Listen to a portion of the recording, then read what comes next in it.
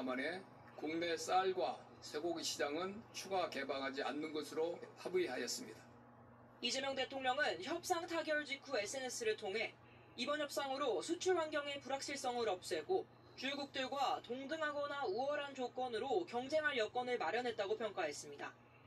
우리 정부는 관세 인하를 위해 향후 4년간 1,000억 달러에 달하는 미국산 에너지를 구매하겠다는 계획도 제시했는데 직관적인 숫자를 선호하는 트럼프 대통령을 설득하는 요인이 됐다는 분석입니다. KBS 뉴스 이희연입니다. 지금부터는 합의 내용을 하나씩 보겠습니다. 먼저 3,500억 달러 투자 펀드입니다. 500조 원이면 우리 1년 예산의 70%입니다. 이 큰 돈을 어떻게 마련해서 어디에 투자한다는 건지 송수진 기자가 보도합니다. 3,500억 달러 규모의 대미 투자 펀드. 이름은 펀드지만 실질은 펀드가 아닌 거로 보입니다. 일반 펀드처럼 다수가 돈을 모아 뭔가를 사는 식이라면 사실상 불가능합니다. 정부가 추진하는 백조 펀드도 정부, 산업은행, 시중은행에 국민연금까지 동원해도 불투명한데 그 5배는 감당하기 어렵습니다. 펀드는 이렇게 이해를 하고 있습니다. 제가 볼 때는 비율이 높지 않을 거고 투자는 대부분이 대출과 보증 그렇게 봅니다. 이 말대로면 이런 방식이 유력합니다. 한국 회사가 수출입은행이나 무역보험공사 보증을 받고 미국은행에서 1조 원을 대출받아 미국 현지에 투자하면 1조 투자로 치는 겁니다. 회사가 망해서 보증기관이 대출을 대신 갚지 않는 한 국내에서 유출될 현금은 없습니다. 5,500억 달러 투자를 약속한 일본도 비슷한 방식을 공언했습니다. 지원금이죠. 미국 시장에 진출하려면 우리 기술도 가는 거고 더 빨리 투자할 수 있게 도움이 될 것 같습니다. 투자금 부담을 던다 해도 투자처가 미정인 건 불안한 대목입니다. 트럼프 대통령은 자신이 선택하는 투자를 한국이 할 거라고 말했습니다. 1,500달러는 조선업으로 특정됐지만 2,000억 달러의 용처는 사실상 열려 있습니다. 어디에 어떤 조건으로 투자할지 미국과 신경전이 치열할 수 있습니다. 3,500억 달러 펀드가 전부인지도 불확실합니다. 트럼프 대통령은 한미 정상회담에서 대규모 투자가 발표될 거라고 말했는데 3,500억 달러와 별개인지 여부에 대해 정확한 설명이 아직 없습니다. KBS 뉴스 송수진입니다. 가장 관심이 컸던 자동차 관세는 상호 관세와 똑같이 15%로 결정됐습니다. 일본과 유럽 같은 경쟁 상대와 같은 수준이지만 한미 FTA로 우리가 원래 유리했었던 점을 생각하면 좀 불리해진 거라고 볼 수 있습니다. 박경준 기자입니다. 협상단이 가장 공들인 품목은 지난 4월 25%의 관세가 매겨진 자동차입니다. 지난해 수출액만 347억 달러, 대미 수출 비중이 가장 높은 품목입니다.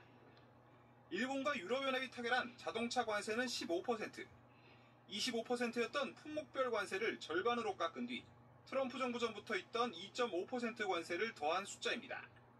반면 우리는 한미 FTA로 누리던 0% 관세가 사라지고 한꺼번에 경쟁국과 같은 15%를 물게 됐습니다. 국내 반발을 우려한 트럼프 대통령이 끝까지 15%를 고집했고 더 이상 시간을 끌 수 없어 받아들였다는 게 협상단 얘기입니다. 아쉬운 부분입니다. 15%인데 저희가 최선을 다해서 12.5를 주장했으나 그거는 거기까지는. 미국 시장에서 같은 5만 달러 차를 팔 때 한국이 가졌던 1,250달러 가격 우위는 이제 사라진 건데 부담은 기업들 몫이 됐습니다. 한일 시장 반응도 극명하게 갈렸습니다. 관세 협상 타결 당일 도요타 주가는 14%가 올랐지만 현대차는 4% 넘게 내렸습니다. 오른 비용을 이제 좀 다른 경쟁 업체들보다 좀 더 낮추기 위해서는 그런 스마트 제조 같은 부분에 좀 많이 투자하고 우리 정부 좀 지원이 필요하지 않을까. 기술력과 자금이 있어 버틸 여력이 있는 대기업에 비해 자동차 부품업계는 더 큰 어려움이 예상됩니다. 대부분 중소, 중견기업이라 생산 위축으로 인한 매출 감소, 고용 둔화 등 연쇄 타격이 우려됩니다. 철강과 알루미늄, 구리에 대한 관세율 50%는 유지됐습니다. KBS 뉴스 박경주입니다.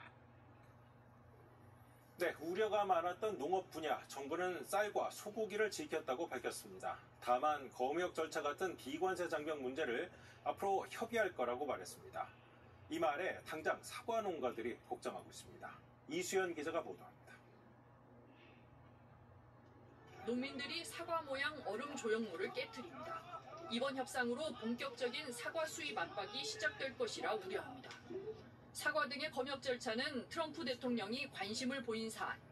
정부는 우리 시장은 99.7%가 개방돼 있고 농업 분야 10개 내외 품목만 유보돼 있을 뿐이라며 검역 절차 개선 등 비관세 장벽 해소를 논의하겠다고 했습니다.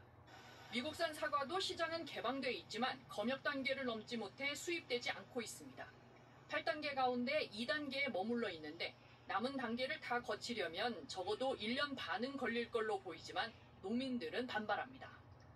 우리는 이미 가수 화상병이라는 뼈아픈 경험을 했습니다.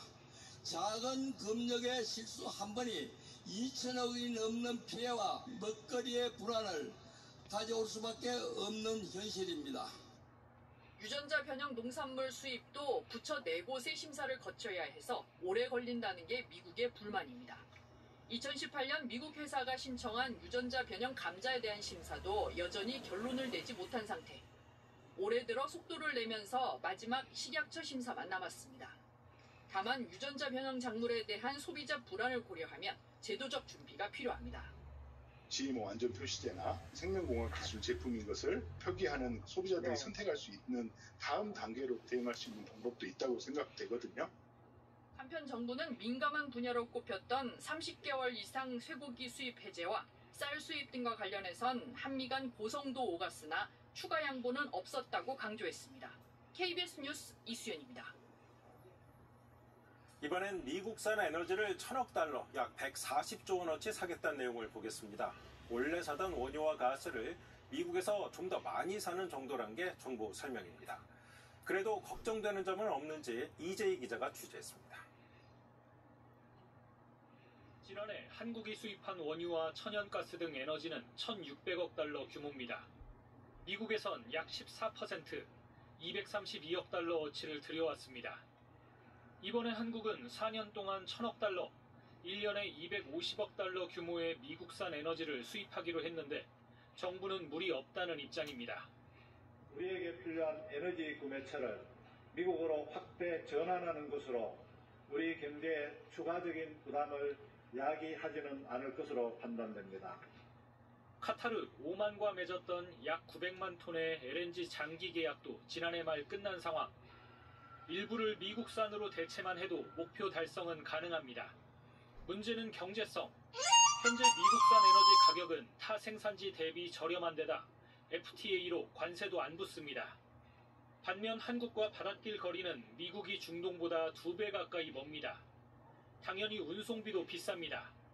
협상을 잘 해서 미국에서 중동보다 싸게 팔아야 그 중동산에 빠지지 않는 조건으로 미국산 천연가스를 들여올 수 있는 상황입니다.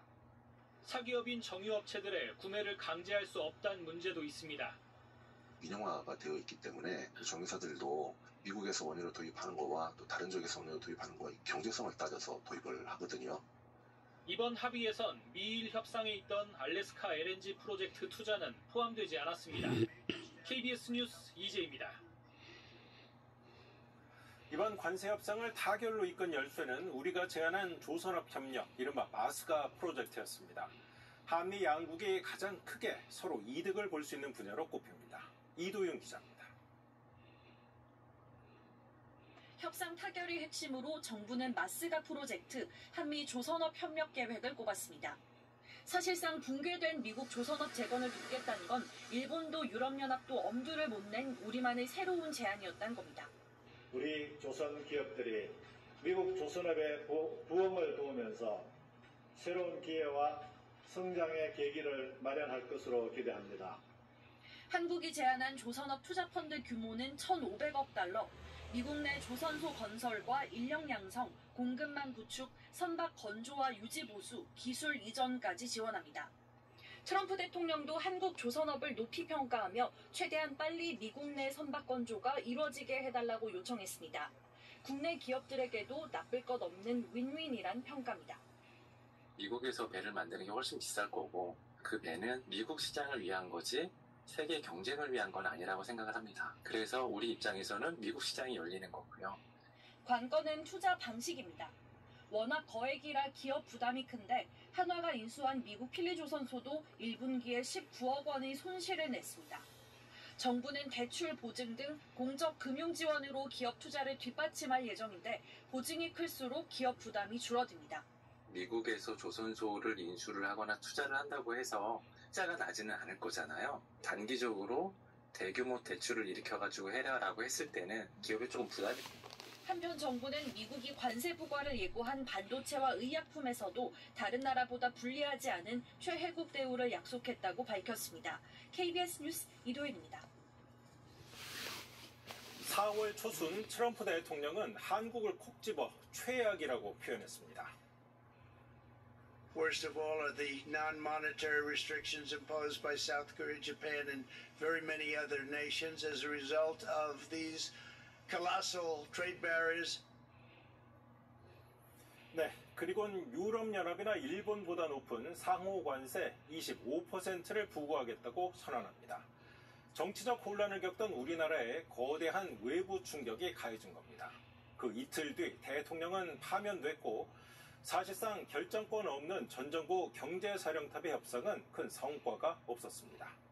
이재명 정부 출범 이후에도 미국의 일방 통행은 계속됐습니다. 8월 1일부터 관세 25%를 물리겠다는 서한으로 위기감은 더 높아졌습니다. 사실 우리가 제대로 대응한 시간은 채 한 달도 되지 않습니다. 막판 총력전으로 시한 하루 전 마지막 고비를 넘어섰습니다. 긴박했던 협상 막전 막후 김채린 기자가 전합니다. 미 상무부 건물로 들어가는 협상단 손에 들려진 흰 천으로 감싼 물건. 특별 제작한 가로 세로 1m 길이의 설명판입니다. 마스가 조선협력 프로젝트 등으로 한미 양국이 누릴 이점을 정리한 겁니다. 첫 회의에서 꺼낸 이 설명판, 러트닉 상무장관이 높이 평가했습니다. 다음 날 장소를 러트닉 장관의 뉴욕 사저로 옮겨 한미가 아이디어를 보탰습니다. 이후 출장지인 스코틀랜드까지 쫓아가 2차례 더 만나고 결국 협상을 크게 진척시킬 때까지 이 설명판은 결정적 역할을 했습니다. The South Koreans flew to Scotland to meet with how much they really want to get a deal done. 줄다리기를 이어오던 막판 협상도 이후 긴박하게 돌아갔습니다. 현지 시각 30일 3+2 협상에 이어 걸려온 전화. 협상단은 백악관으로 향했고 트럼프와 담판 2시간여 뒤 타결 소식이 전해졌습니다. 미국 측의 거센 농축산물 개방 요구를 막아낸 히든카드는 사진이었습니다. 2008년 미국산 소고기 수입 재개 반대를 외치며 모여든 인파, 성난 시위대와 촛불을 든 어린아이까지 미리 골라간 생생한 사진들을 계속 들고 다니며 미국 측 협상 대표들에게 보여줬습니다. 사안의 민감성을 감정적으로 호소하는 설득 전략이었습니다. 대형 설명판과 사진, 협상 타결 뒤에 숨은 결정적 장면입니다. KBS 뉴스 김채린입니다. 네, 이렇게 긴박했던 협상 현장 워싱턴으로 가보겠습니다. 김지석 특파원, 이 마지막 단판을 한다던 것보다 하루 일찍 협상이 타결됐습니다. 어떻게 된 겁니까? 네, 트럼프 대통령이 막판 직접 협상을 주도하면서 예상보다 일찍 합의 소식이 나왔습니다. 한미 경제장관의 최종 담판 전에 트럼프 대통령이 한국 협상팀을 백악관으로 부른 건데요. 예상치 못했던 전격적인 면담이었습니다. 앞서 보고받은 우리의 최선의 최종안에 어느 정도 만족했던 걸로 보입니다. 트럼프 대통령은 협상팀에 여러 질문을 던졌고 우리가 제안한 투자액을 그 자리에서 3,500억 달러로 올리면서 관세를 15%로 낮춰 결정했다고 협상팀은 전했습니다. 석 달 넘게 이어진 협상은 이 같은 30여 분 면담에서 결론이 내려졌습니다. 네, 협상이 타결되기까지 기업들의 측면 지원도 도움이 많이 됐죠. 네, 이재용 삼성 회장과 정의선 현대차 회장, 김동관 한화 부회장 등이 잇따라 워싱턴을 방문했죠. 각각 반도체와 자동차, 조선 등의 우리 주력 기업들을 이끌고 있는 만큼 정재계 네트워크를 동원해 관련한 투자 카드 등을 제시한 걸로 보입니다. 구체적인 투자 규모 등은 곧 있을 한미 정상회담에서 논의를 거쳐 발표될 걸로 예상됩니다. 네, 이번에 방위비 얘기는 없었습니다. 한미 정상회담에서 논의될까요? 경제 분야에서 우리에게 최대의 양보를 끌어내려고 방위비 카드는 협상 테이블에 올리지 않은 걸로 보입니다. 미국은 앞선 일본, EU와의 무역 협상에서도 방위비를 언급하지 않았습니다. 다만 방위비 인상에 대한 트럼프 대통령의 생각이 분명한 만큼 정상회담에선 이 문제를 꺼낼 가능성이 큽니다. 지금까지 워싱턴에서 전해드렸습니다. 네, 앞서 언급이 된 것처럼 트럼프 대통령은 정상회담 계획도 밝혔습니다. 2주 내로 한미 정상회담이 이루어질 거라고 했습니다. 이번 협상에 포함된 구체적인 투자 내용부터 안보 현안까지 다양한 의제가 논의될 거로 보입니다. 손서영 기자의 보도입니다. 트럼프 대통령은 협상 타결 소식을 전하며 2주 내로 이재명 대통령이 양자회담을 위해 백악관으로 올 것이라고 밝혔습니다. 대통령실도 양국 외교 라인이 정상회담 날짜와 방식에 관해 협의하고 있다고 전했습니다. 루비오 국무장관에게 다음 주라도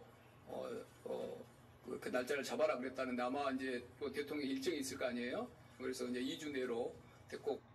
지난달 G7 정상회의에서 최종 성사되지 못했던 한미 정상회담이 다음 달 중엔 이뤄지게 됐습니다. 관세 협상이 타결된 뒤라 이 대통령 부담이 줄었지만 다뤄질 의제들은 만만치 않습니다. 먼저 트럼프 대통령이 언급한 대미 투자 부분입니다. 트럼프 대통령은 3,500억 달러 투자와 별도로 한국이 자체 투자 목적의 대규모 자금 투자를 추가로 약속했다며 양자회담에서 투자 금액이 발표될 거라고 예고했습니다.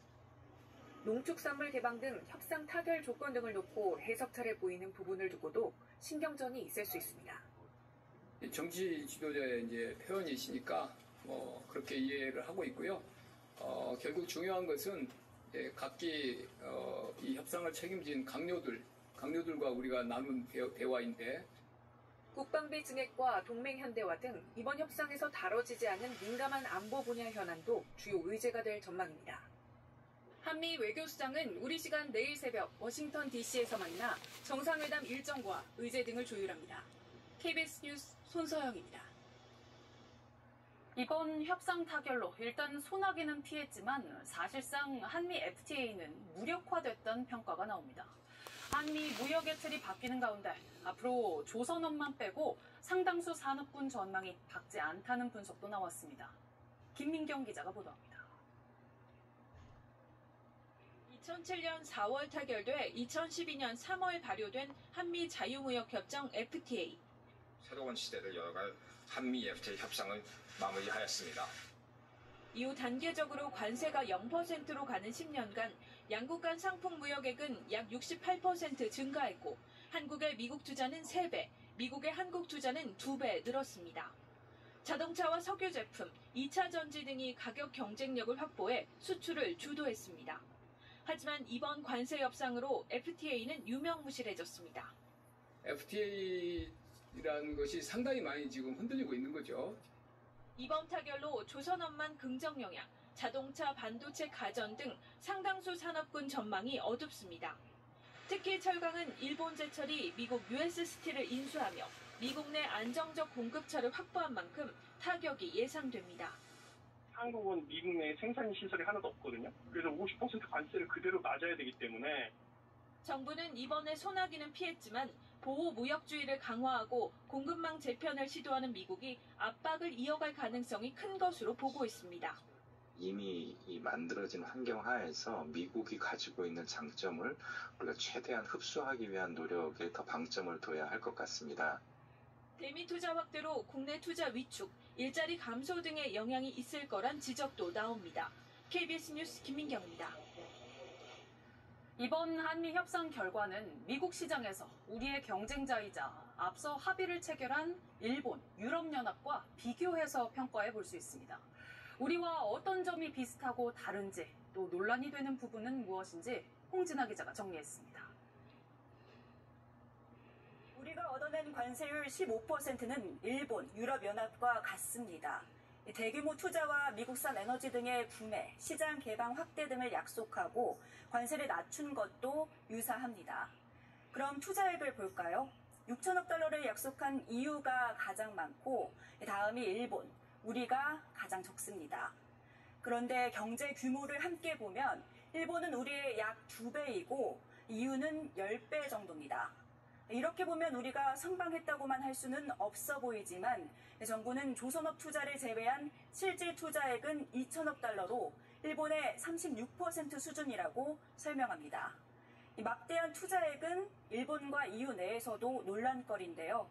일본 정부는 이 액수가 투자 출자나 융자, 보증 등의 상한액일 뿐이라고 설명했고, EU는 아예 민간 기업들의 투자 의향액을 합친 숫자일 뿐이란 입장입니다.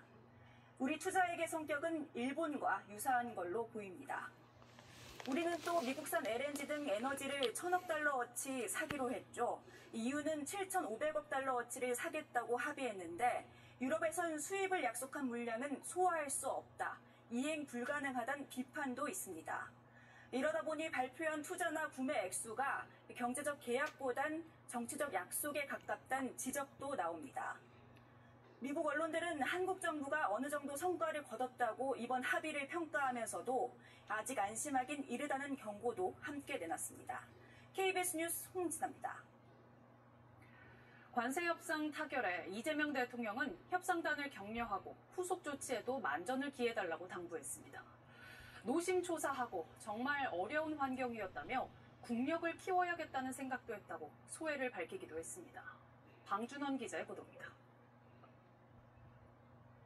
비공개 회의를 이어가며 관세 협상 공개 발언을 자제했던 이재명 대통령. 장 차관 워크숍에서 협상 타결에 대한 소회를 밝혔습니다. 제가 무슨 이빨이 흔들려가지고 사실은 말을 안 해서 그렇지. 말을 하면 악영향을 주니까 말을 안 한 거예요. 이번 협상이 녹록지 않았다는 점을 강조하며 노심초사했다. 나라의 국력을 키워야겠다는 생각이 들었다고 소회를 밝혔습니다. 장 차관들 일선 부서 담당자들에 대해서도 격려를 전했습니다. 그 어려움 속에서도 만족할 정도는 아니지만 그 상당한 성과를 이뤄낸 여러분들의 노고의 진심으로 감사드립니다. 이 대통령은 협상 타결로 큰 산을 넘었지만 국제통상질서 재편은 가속화될 것으로 생각된다며 실용외교로 대외환경 파고를 넘어야 한다고 말했습니다.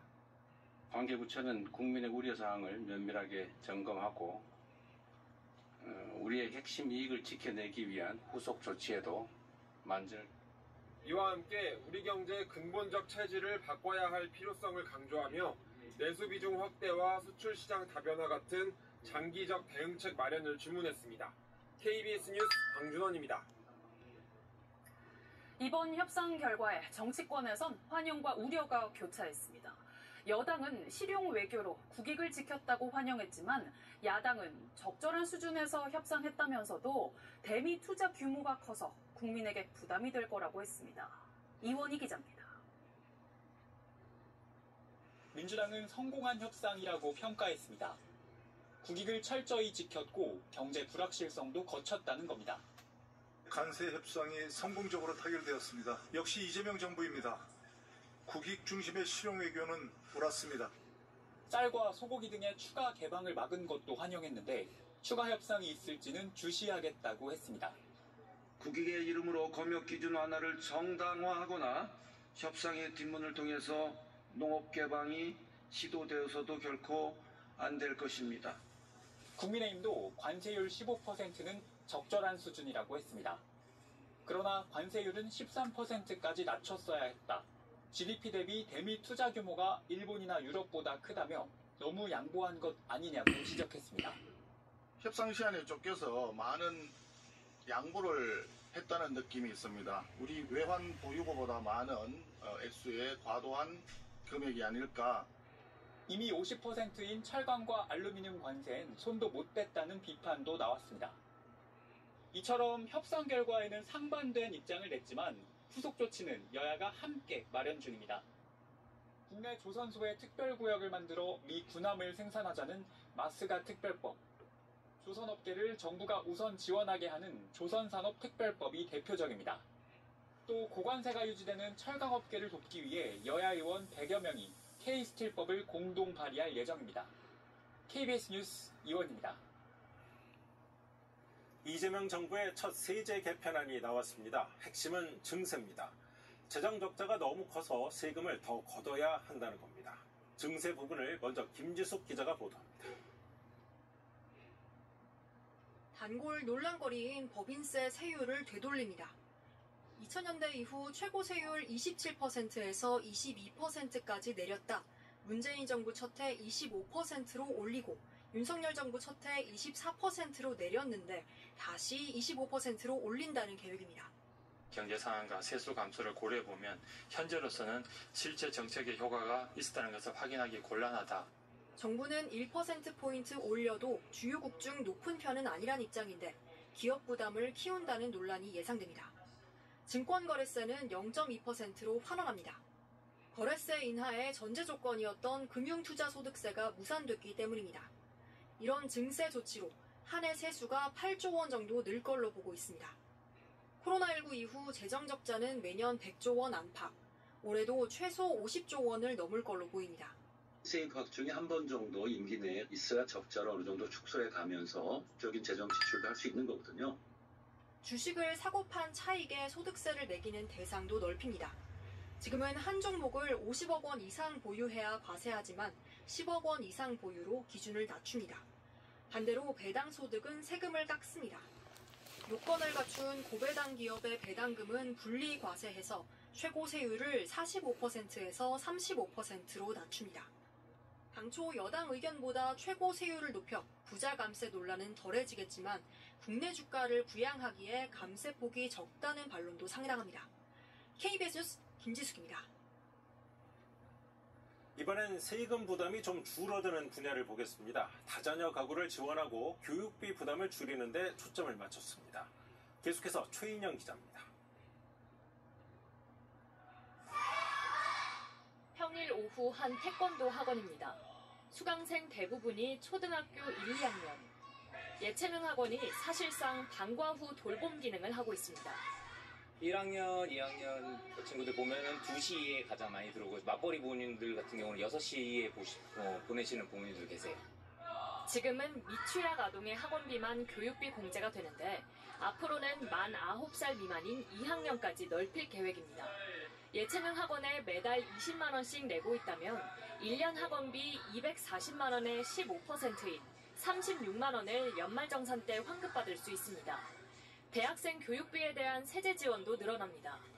대학생 자녀가 아르바이트 등으로 돈을 벌어도 부모가 내준 등록금의 세액공제를 허용합니다. 다자녀 가구 지원은 신용카드 소득공제를 활용합니다. 총 급여 7천만 원 이하의 경우 신용카드 소득공제 한도는 300만 원. 이걸 자녀 수에 따라 300만 원에서 400만 원까지 차등을 둘 방침입니다. 총 급여 6천만 원인 4인 가구를 가정하면 한 해 소득세가 15만 원 정도 줄 수 있습니다. 회사에서 받는 보육수당에 대한 비과세 한도를 자녀 한 명당 20만 원으로 늘리는 것도 비슷한 취지입니다. 이런 각종 세제 혜택으로 줄어드는 세금은 5년간 4천억 원 정도. 자녀를 양육하고 출산하고 이러는 데 있어 비용도 많이 들어가잖아요. 그러면 실공제 차원에서라도 공제 규모를 좀 더 늘려주는 게 필요하다. 개인연금을 종신 수령하면 원천세율이 1%포인트 인하됩니다. 이번 세제 개편안은 9월부터 열리는 정기국회에서 논의됩니다. KBS 뉴스 최인영입니다. 공천 개입 의혹 관련 조사를 거부해온 윤석열 전 대통령에 대해 체포영장이 발부됐습니다. 내일 아침 특검보가 영장을 들고 직접 구치소에 가서 강제 구인하겠다는 계획입니다. 오승목 기자입니다. 김건희 특검의 2차례 소환 통보에도 출석을 거부해온 윤석열 전 대통령. 법원은 윤 전 대통령에 대한 체포영장을 발부했습니다. 영장이 나온 뒤에야 윤 전 대통령 측은 실명 위험 등 내용이 담긴 진단서를 서울구치소에 제출했습니다. 그러나 구치소 측은 조사나 재판에 가는 건 큰 문제가 없어 보인다는 입장입니다. 특검팀은 내일 직접 구치소에 가 윤 전 대통령에게 출석을 권유하고 불응하면 직접 교도관을 지휘해 체포영장을 집행한 뒤 오전 10시엔 조사를 시작하겠다는 계획입니다. 내일 오전 9시 특검보가 검사, 수사관을 대동하고 체포영장을 집행하기 위하여 서울구치소를 방문할 예정입니다. 공천 개입 의혹 핵심 피의자 명태균 씨도 이틀 연속 조사합니다. 윤 전 대통령 부부는 명 씨로부터 대선 전 무상 여론조사를 받은 대신 김영선 전 의원 공천 등을 도운 혐의를 받는데 명 씨 진술에 따라 실체가 더 드러날 것으로 보입니다. 제가 살아왔던 8년을 다 제출했었는데 제가 거짓말할 게 있겠습니까? 건진 법사에게 김 여사 선물용 귀중품을 건네고 통일교 현안을 청탁한 혐의로 구속된 통일교 전 본부장 윤모 씨는 권성동 국민의힘 의원에게 억대 정치자금을 건넸다고도 진술해 특검이 수사 중입니다. 건의원과 통일교 측은 불법 정치자금은 없었다고 밝혔습니다. KBS 뉴스 오순목입니다. 언론사 단전 단수 지시 등 내란 공모 혐의를 받고 있는 이상민 전 행정안전부 장관은 구속 여부가 곧 결정됩니다. 특검으로 가보겠습니다.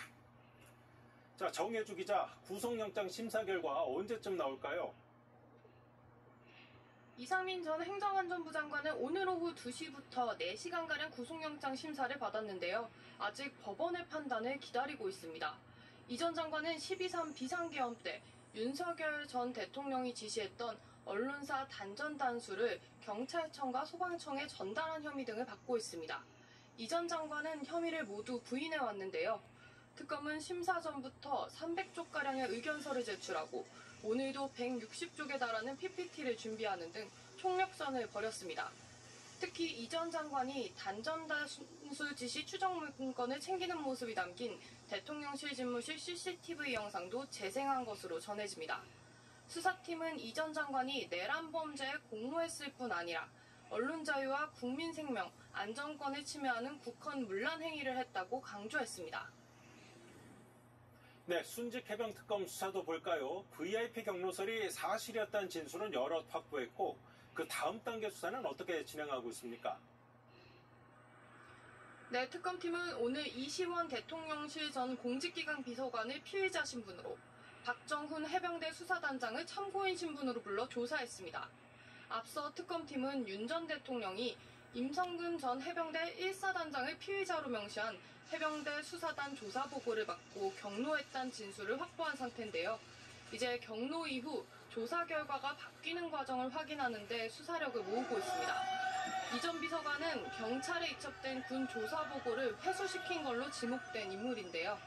이 전 비서관은 앞서 압수당했던 휴대전화의 비밀번호를 수사팀에 제공하기로 해 수사가 속도를 낼 수 있을 거란 전망이 나옵니다. 지금까지 서울고검에서 KBS 뉴스 정혜주입니다. 국민의힘 당대표 후보 등록이 오늘 마감됐습니다. 다음 달 22일 전당대회까지 당권 경쟁이 본격적으로 시작됐습니다. 윤석열 전 대통령 탄핵 찬성파와 반대파가 맞서는 구도입니다. 보도에 김효대 기자입니다. 국민의힘 전당대회 후보 접수 결과 모두 5명이 당대표 선거에 출사표를 던졌습니다. 후보를 4명으로 압축하는 예비 경선이 당장 다음 주로 예정된 가운데 이른바 탄핵 반대 주자들은 인적 쇄신 요구를 경계하며 강성 지지층 결집에 나섰습니다. 프레임에 갇혀가지고 지금 걸핏하면 우리 보고 극우라고 그러는데 누가 극우입니까? 뭐가 있길래 더 절연하자는지 저는 잘 모르겠고. 탄핵 찬성 후보들은 반탄 후보들과 각을 세우며 경쟁에 뛰어들었고 내란 당의 이미지를 뚫지 못한다면 우리 당을 정당에서 할 가능성이 높다. 계엄을 일으켰던 윤석열 전 대통령 후보와 단절해야 된다. 찬탄 반탄 대결 구도를 비판하는 목소리도 나왔습니다. 어떤 실리가 있는지 모르겠어요. 이 논쟁이. 결국은 당의 분열만 획책하는 논쟁이거든요. 최고위원은 19명이 후보로 등록했습니다. 하지만 탄핵을 반대했던 원외 인사들이 대부분이고 현역 의원은 단 3명만 도전장을 내밀어 무게감이 떨어진다는 평이 나옵니다. 어려운 상황이라면 누군가는 더더욱 열심히 나서서 당을 위해서 일을 해야 한다고 생각합니다. 국민의힘은 권역별 합동연설회와 TV토론회 등을 거쳐 다음 달 22일 새 지도부 선출을 위한 전당대회를 개최합니다. 당대표 후보 중 과반 득표자가 없을 경우 결선 투표를 거쳐 26일 새 대표 선출을 확정합니다. KBS 뉴스 김유대입니다. 민간 차원의 대북 접촉을 제한하는 통일부 내부 지침을 없앴다고 정동영 장관이 밝혔습니다. 북한 주민과 만나는 걸 전면 허용하도록 법도 바꾸겠다고 말했습니다. 장혁진 기자의 보도입니다. 연락채널 단절 등 남북 긴장이 고조되면서 통일부는 2023년 6월 내부 지침을 만들었습니다. 민간단체가 북한 주민을 접촉하겠다고 신고했을 때 거부할 수 있는 경우를 규정한 남북교류협력법 조항의 적용을 구체화한 겁니다. 이후 2년 동안 신고가 수리된 건 지난해 수해 피해 지원을 위한 인도적 목적의 접촉 신고 한 건뿐, 그 외에는 모두 불허됐습니다. 신고제가 사실상 허가제로 운영되어 온 근거 중 하나였는데 정동영 통일부 장관은 정부가 신고 수리 거부를 자의적으로 판단할 수 있는 지침이었다며 폐지했다라고 밝혔습니다.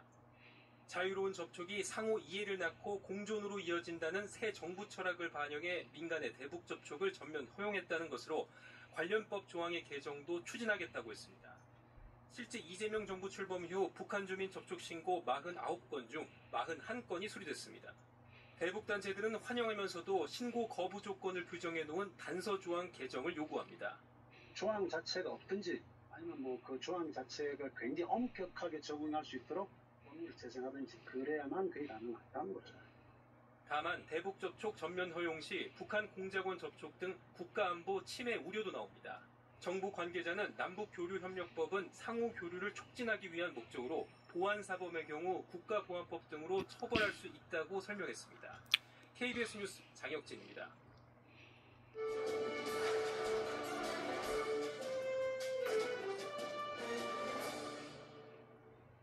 여러분 안녕하십니까? 경기 인천 뉴스입니다.